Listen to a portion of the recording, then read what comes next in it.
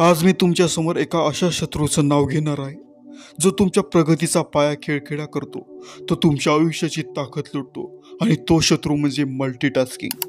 तुम्ही एक काम करत असताना त्यात संपूर्ण एकाग्रता न ठेवता दुसऱ्या कामात उडी मारणं, अभ्यास करताना मोबाईलमध्ये डोकावणं, नोटिफिकेशन चेक करणं, मध्ये सोशल मीडियावर स्क्रोल करणं, ही सवय तुमच्या लक्ष्याची राख करून टाकते। लक्षात ठेवा, तुमचं लक्ष तुमचं सर्वात धारदार शस्त्र आहे, कारण जिथं लक्ष तिथं परिणाम।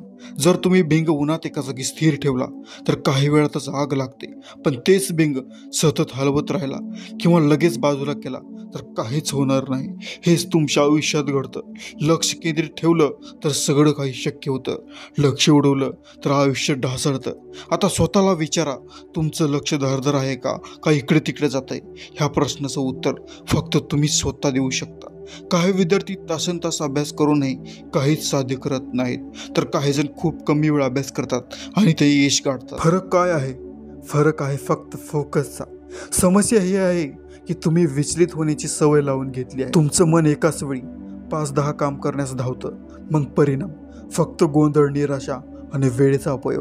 लक्ष केंद्रित करणं ही एका दिवसाची गोष्ट नाही, यासाठी तुम्हाला सराव करावा लागेल। एकदा तुम्ही लक्ष्यावर लक्ष केंद्रित करायला शिकलात की तुमचं आयुष्य बदलायला सुरुवात होईल।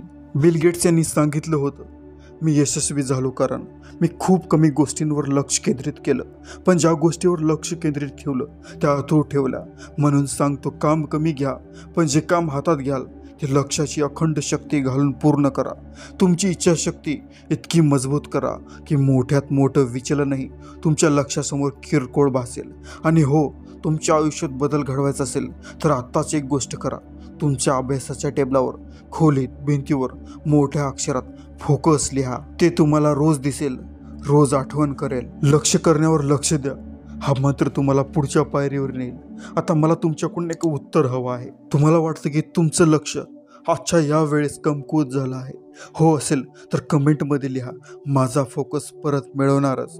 मी प्रत्येक कमेंट वाचतो आणि जर हा व्हिडिओ उपयोगी वाटला असेल तर लगेच व्हिडिओला लाईक करा, चॅनलला सबस्क्राईब करा। पुन्हा भेटूया पुढच्या व्हिडिओमध्ये। तोपर्यंत जय महाराष्ट्र।